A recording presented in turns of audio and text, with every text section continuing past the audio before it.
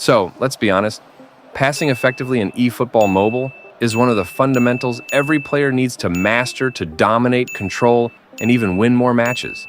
And the funny thing is, it looks easy. I mean, it's just passing, right? Tap here, aim there, boom, done. Well, that's not the case for most players. You try to pass around and hold possession, and next thing, you lose the ball, and it turns into a goal against you. Or maybe you actually pick the right pass, but somehow your player doesn't get to it. It sucks, right? But here's the truth. Passing is one of the easiest parts of the game once you understand what really matters. It's not about being flashy or overly tactical. It's about seeing the game differently. And that's where these three simple concepts come in. If you just keep these three things in mind, every single time you're about to pass, you'll immediately become more consistent, more dangerous, and way harder to beat.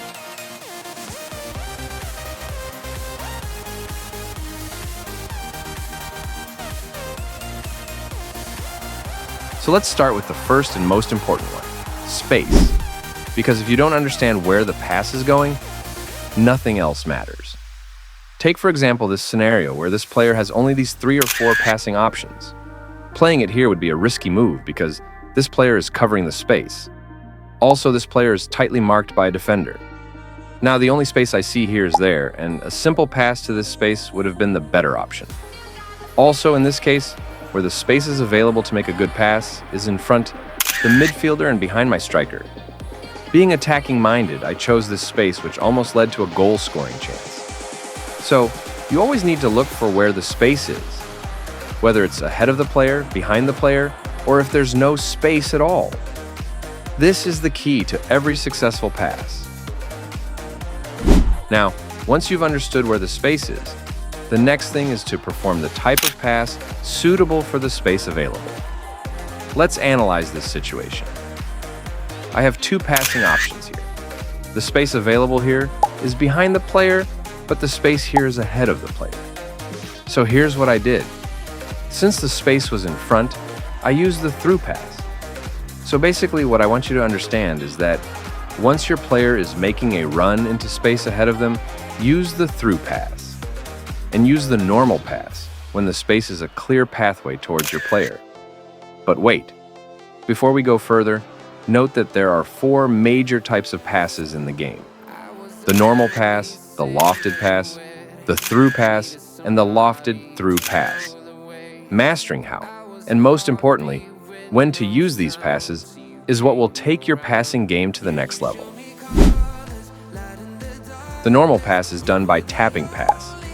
It works best and is used in scenarios when you want to make a simple pass, when the player isn't making any runs, and when the space available is behind your player. But be careful. This pass sends the ball exactly where the player is standing when you pass. So don't play it straight into a defender's path. The lofted pass is done by swiping the pass button upwards. It is used in scenarios to perform a switch of play from one side of the pitch to the other. You need to make sure that the player receiving the ball has no pressure around him to allow him control the ball properly. It's also great for crosses into the box. I'll make a separate video on that. Now, the through pass. This is the king of all passes.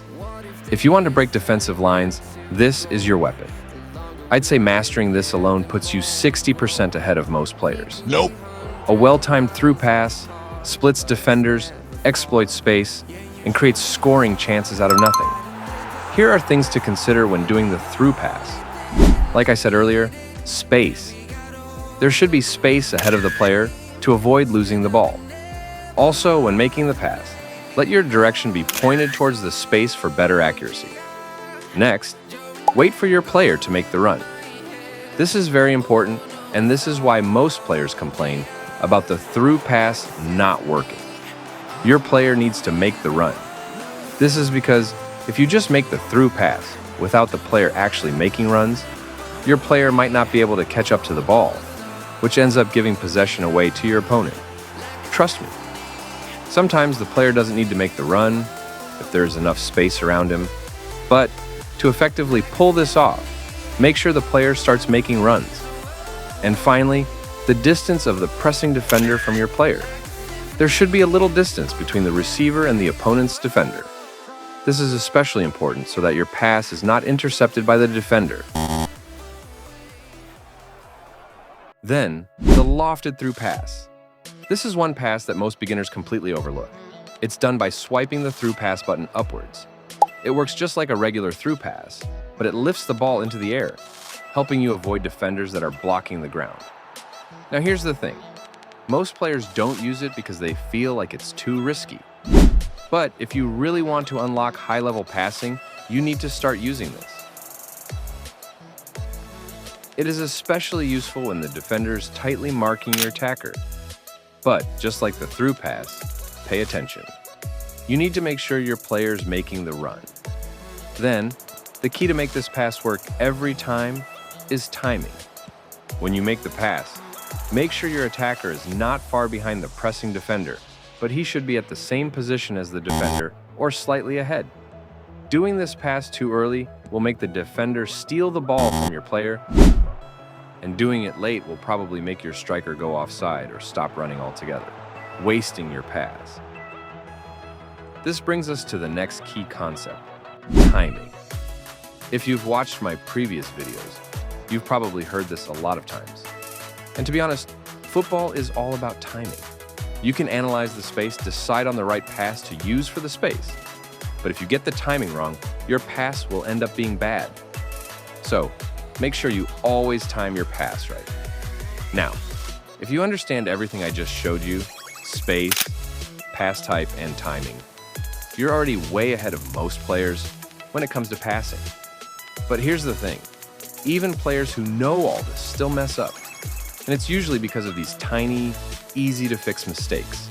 I call them the silent killers of good passing. Let's break them down. 1. Body orientation. Before you pass, look at how your player is facing. If he's facing backward or sideways, your pass will either be slow or off. So, always make sure your player is facing the direction of the next move. 2. Pass to space, not to feet. Most beginners pass directly to where the player's standing, but pros pass into space where the player's moving to. The aim here is to keep the ball smoothly flowing around the pitch, either forward or backward.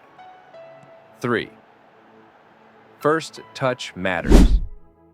The moment your player receives the ball, how they control it can kill or create momentum. Use the first touch to face where the space is and not at the defender. Also, don't always sprint immediately. 4. Don't force any pass. Whenever you're passing around and you find it hard to progress or push the attack forward, probably due to lack of space, don't force it. Always remember that not all good pass is a forward defense splitting pass. Learn to pass back and reset. This makes you be more in control of the game.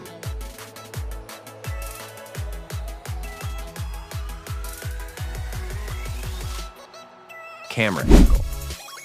You need to pick a good camera angle that gives you the widest view of the pitch and also feels comfortable for you. This makes you spot passing lanes earlier. I've done my research, and the two best camera angles I would recommend is dual and dynamic wide. So choose which is suitable for you. 6. Field radar. Don't neglect the field radar at the bottom of your screen. It shows you runs and free players you can't see on your main camera view.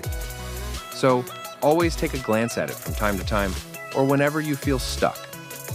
7. Be patient. Not every pass has to be instant. Sometimes holding the ball for a second or two forces the defense to open up new spaces.